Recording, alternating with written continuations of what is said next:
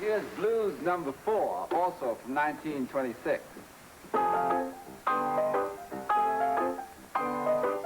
The French seem so very French in their music, Debussy and Ravel, by comparison with Brahms and the other German composers. And I thought, well, if the French can be so French, why can't we in America, who have invented ragtime and early jazz, why can't we do that in the field of serious music? And so it became a preoccupation of mine in the 20s and 30s to write a concert music that anyone could recognize must have been written by an American.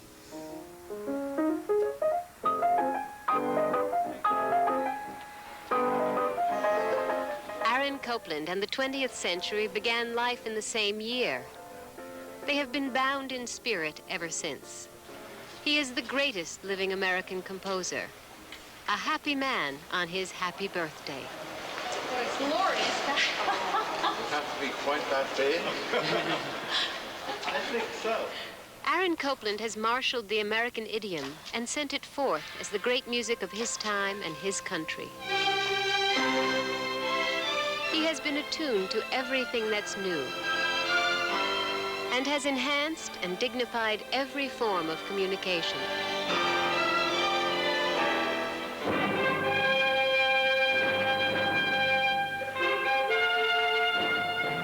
Copland's fanfares have celebrated the common man and the champions.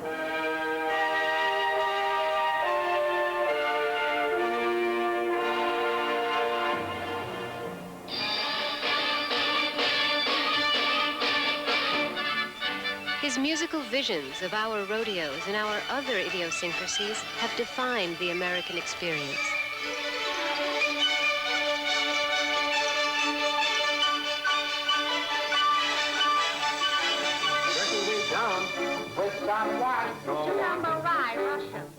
When films were new, Copland's music helped make them complete and persuasive.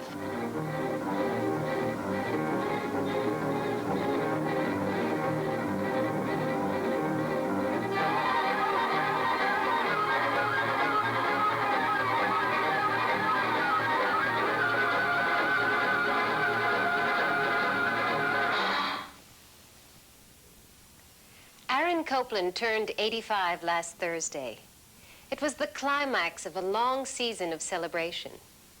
He is rich in years and in honors, but surely there is nothing that could please him more than knowing that his tunes and themes are familiar to all his countrymen. He and his music are purely American and modern. This very American maestro is respected by his peers and adored by those he has led into the 20th century. Copland is an important composer because he truly has something to say. Michael Tilson Thomas is one of the most brilliant young men of American music, a friend and colleague of Copland's. And it is so personal, it is so simply worked out, so forthrightly worked out, that various turns of fashion will view it one way or the other, either as miraculous or simplistic or sentimental or overly compartmentalized or visionary, but I think that through time the categories will all slip away as they have in great music of the past, and we're just left finally with the fact that here is someone who had a real vision of what note must come after another, and it had the courage to just set it down and say, folks, this is the way it has to go.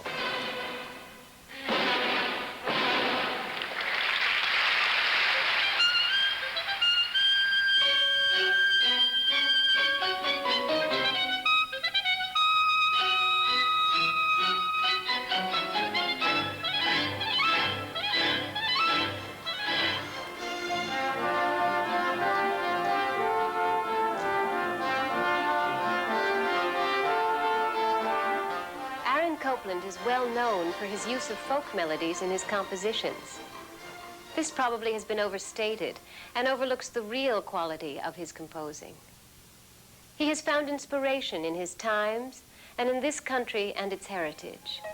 His genius lies in translating mere inspiration into beautiful sound.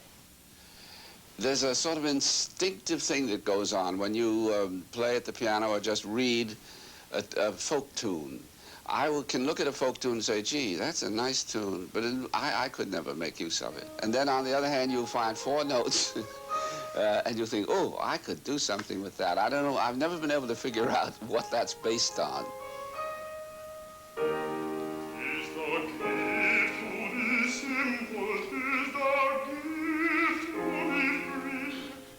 Simple Gifts was a gentle Shaker hymn.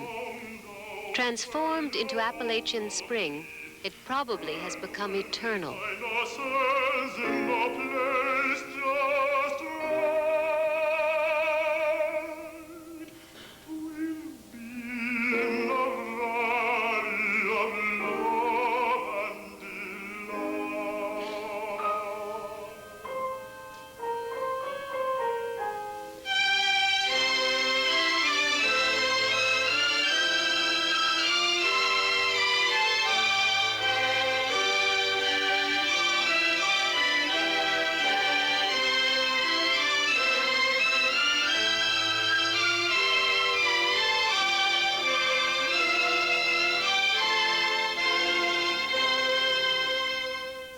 I was really putting her to music when I wrote Appalachian Spring.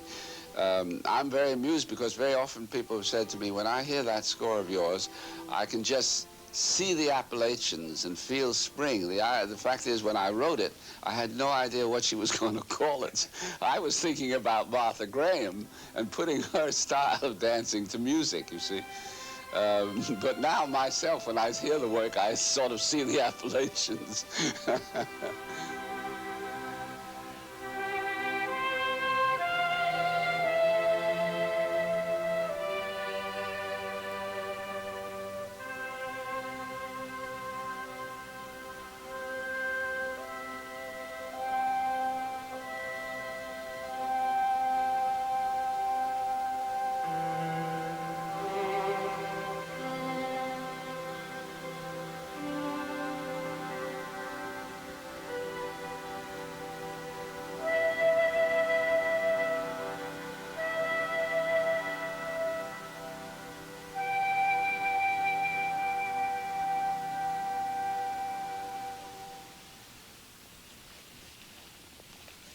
For 25 years, beginning in 1940, Aaron Copland was a guiding spirit at the Berkshire Music Center at Tanglewood. He taught and counseled most of the best American composers and conductors there.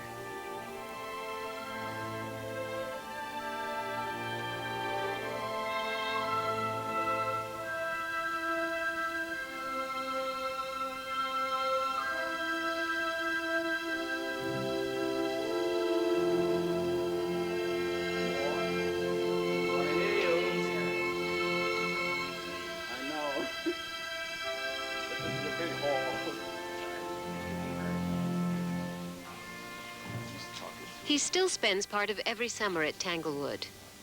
That's because that is where the future is, where young people of music are. Aaron, Yeah. the main thing is you've got to meet these young composers because they're so wonderful. You'd be so happy if you heard their How music. many of them are there? Well, there's one right in front of you called Paul Bradley. Hi. He's from Georgia. There's Dan Polkowski, who's incredibly talented. And there's one of the most talented, which is Bright Sheng, who's just here 3 years from China. Catherine Harris. Conductors, there's a young conductor from England called Llewellyn. Begins to look like Tanglewood. I began as a stinky little student. You began in the faculty. So we began together in rather different capacities. We ended up with you on the faculty and I was a student. Sort of. You will wait till you hear the outdoor overture, which will be conducted by that girl there. This is an Israeli. At the composer's suggestion, Lerner was chosen to play at the Lincoln Center birthday celebration last week. It was Lerner's New York Philharmonic debut, the highlight of his young career.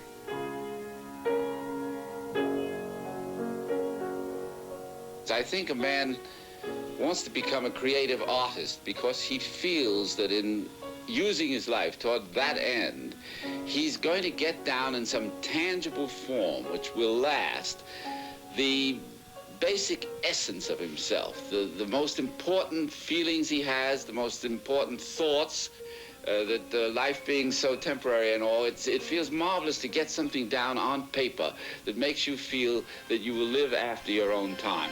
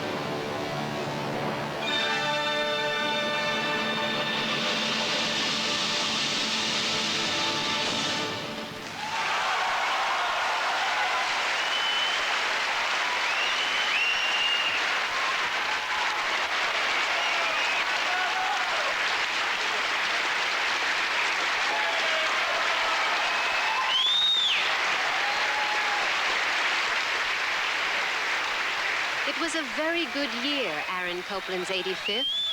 He was applauded and appreciated throughout his native country. Nowhere was it more sweet than at Tanglewood with his old friends and his music. And with the young people, the future.